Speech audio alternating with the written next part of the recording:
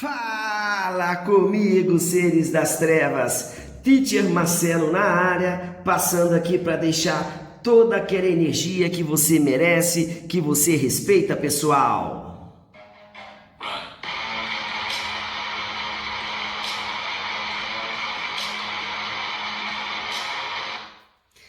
Aluninhos, vamos falar um pouquinho a respeito da polaridade da ligação covalente. O grande objetivo nesse momento, moçada, é entender a diferença de uma ligação covalente polar e uma ligação covalente apolar. Antes de mais nada, vamos relembrar o conceito de eletronegatividade, que seria a tendência em atrair elétron. Algum dia no passado, aluninhos, o teacher falou assim para vocês: é no fonfon, cloro, bromo, uísque pH, é no fonfon, cloro, bromo, uísque pH, é no fonfon, cloro, bromo, uísque pH, beleza? Tem a opção de você observar uma tabela periódica, você desconsidera a região dos gases nobres, aí a gente poderia pensar na eletronegatividade indo da esquerda para a direita e de baixo para cima. Então essa região aqui, moçada, é a região da tabela periódica com os elementos mais eletronegativos. Sempre quando eu me refiro a uma molécula apolar, esse A passa uma ideia de negação, então isso aqui seria sem formação de polos. O teacher é seu amigo, o teacher colocou uma colinha. Esse momento D de polo, isso aí é igual a zero.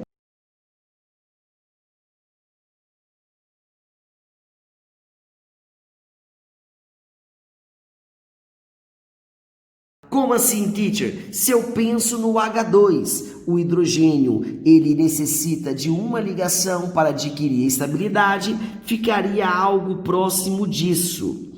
Esse pauzinho aqui sem maldade, pessoal, isso aqui está ocorrendo o compartilhamento de elétron. Então eu teria um elétron para esse hidrogênio e outro elétron para o outro hidrogênio. Se eu repartir essa molécula ao meio, moçada, você não observa a diferença de eletronegatividade, ou seja, não ocorre a formação de polos. Então eu tenho certeza que essa ligação é uma ligação apolar. Tudo bem?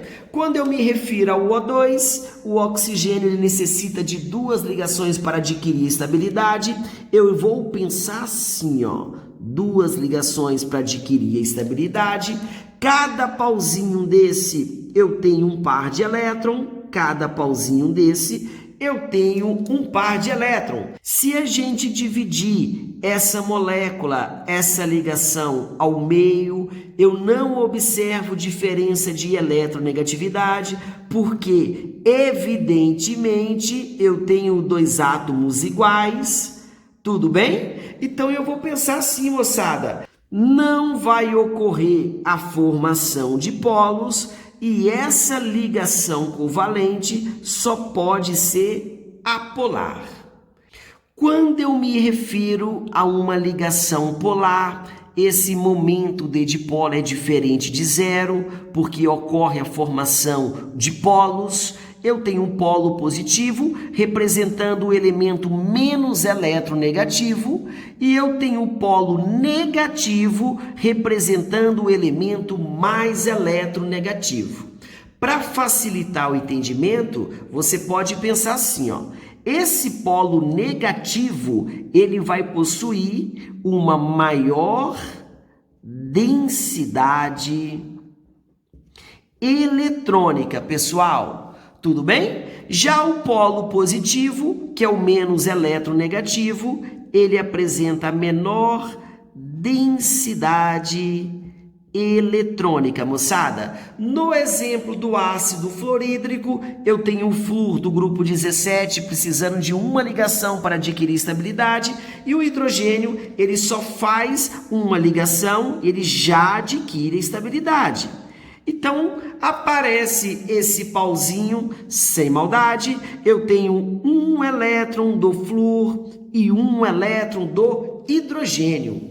Se a gente dividir essa ligação, essa molécula ao meio, eu observo que o hidrogênio, moçada, ele vai ficar mais distante do par de elétron.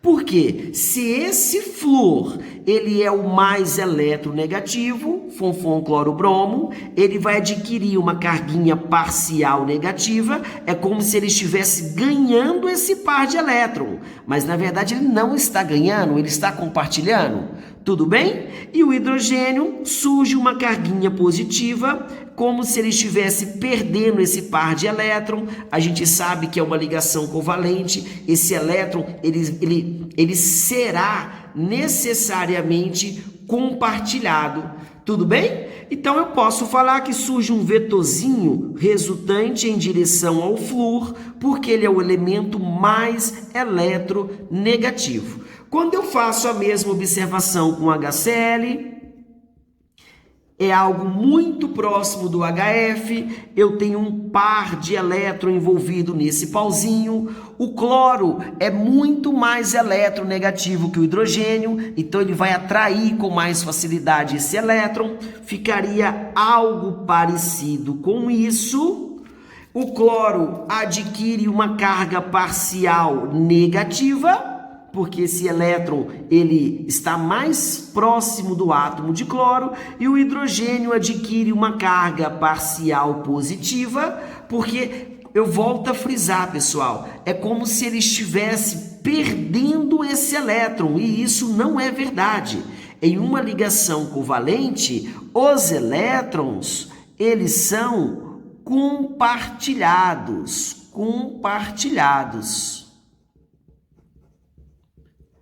Até aqui tudo bem, pessoal? Então, a grosso modo, você vai analisar sempre a eletronegatividade. Se eu tenho átomos diferentes, se eu tenho elemento químico diferente, isso aqui acaba sendo uma ligação covalente polar.